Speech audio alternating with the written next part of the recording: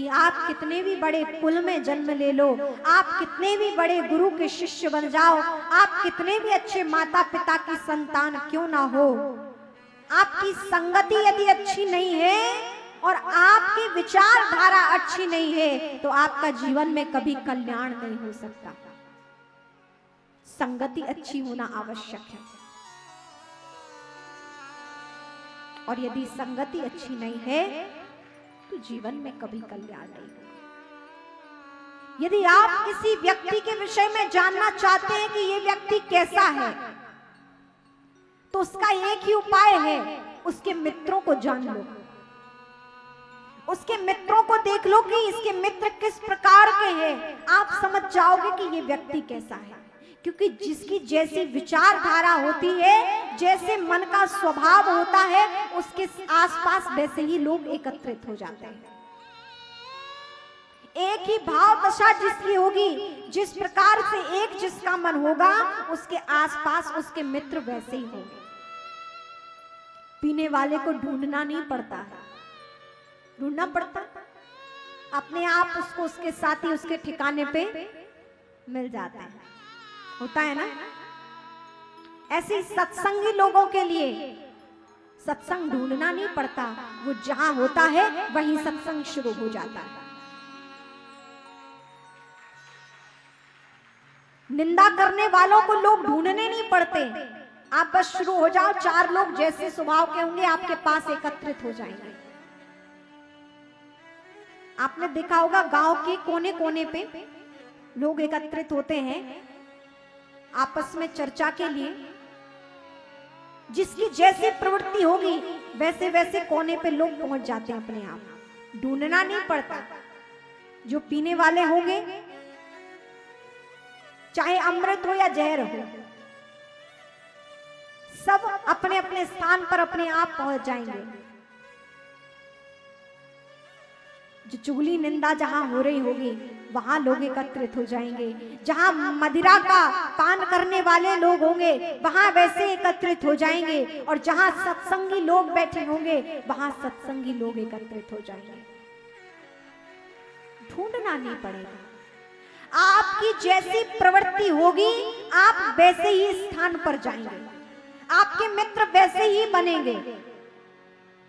इसीलिए किसी व्यक्ति के विषय में जानना हो तो उसके मित्र देख लो कि वो किन के साथ रहता है, कैसे लोग उसके आसपास रहते हैं, बस बिल्कुल वो वैसा ही होगा। क्योंकि जिसकी जैसी प्रकृति है उसके आसपास वैसे ही लोग एकत्रित होंगे, वैसे ही लोगों के साथ उसकी घनिष्ठता होगी, वैसे उसके साथ उन लोगों की मित्रता होगी। यहाँ ये दुर्योधन अत्यंत दुष्ट है, इसके मन में कितनी दुष्ट विचारधारा उत्पन्न हो रही है। चाहता तो ये अपना कल्याण कर सकता था, लेकिन इसकी संगति अच्छी नहीं थी, दुष्टों की संगति थी। जहां शकुनी मामा जैसे की मित्रता हो वहां क्या होगा, दुष्टता ही प्रकट होगी। अश्वत्थामा कौन था? गुरु द्रोणाचार्य का पुत्र था, गुरु का पुत्र था, लेकिन अश्वत्थामा भी चाहते तो पांडवों से मित्रता कर सकते थे, अच्छे लोगों से मित्रता कर सकते थे, लेकिन उनकी प्रवृत्ति अच्छी नहीं थी तो उन्हें दुर्योधन से मित्रता करनी पड़ी। गुरुपुत्र होकर फिर भी उनकी मित्रता किनसे है? दुर्योधन से है।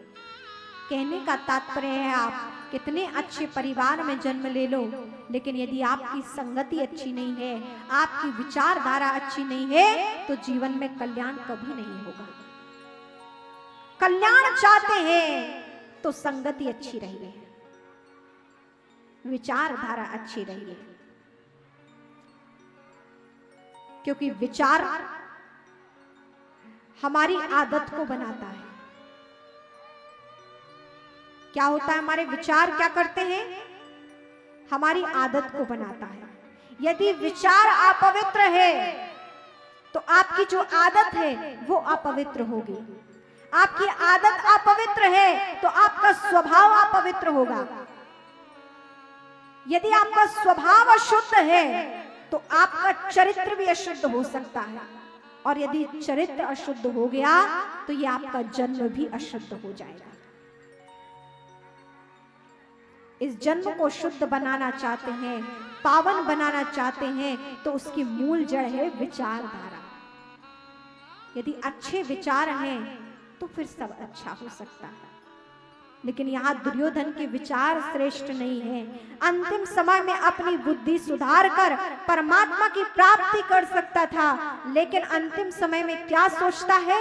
अश्वत्थामा ने जब पूछा कि दुर्योधन महाराज आप क्या चाहते हैं, आपकी क्या अंतिम इच्छा है, तो जानते दुर्योधन ने क्या कहा।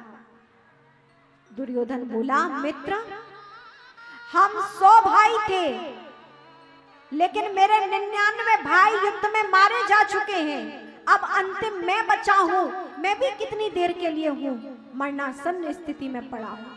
मेरे 100 भाई इस युद्ध में समाप्त हो गए, लेकिन पांडव पहले भी 5 थे और अब भी 5 हैं। यदि एक भी मर जाता तो मेरी छाती ठंडी हो जाती, मुझे सुख मिल जाता। अंत में भी कितनी दुष्विचार धारा को सोच रहा है।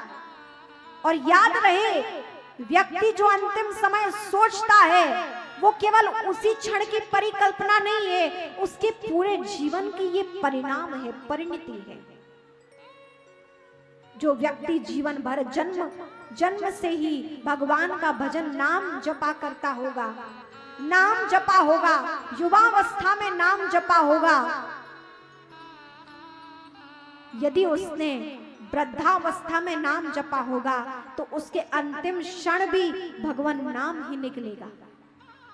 लेकिन जिसने कभी भगवान का नाम न जपा हो, कभी भक्ति से ना जुड़ा हो, तो वो भला अपने मुख से अंतिम समय कैसे भगवान का नाम निकाल सकता है।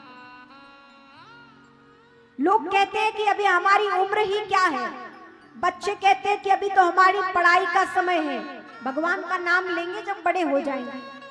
युवा सोचता है कि अभी तो हमारे कमाने के दिन है, जब वृद्ध होंगे तब भगवान का नाम लेंगे। अभी तो हमारे कमाने खाने के दिन है, आनंद लेने के दिन है, जब वृद्ध होंगे तब हम भगवान का भजन करेंगे। वृद्ध भी सोचता है अभी क्या भगवान का भजन करना है, अंतिम समय भगवान का नाम लेंगे। भगवान का नाम निकल ही नहीं पाता है।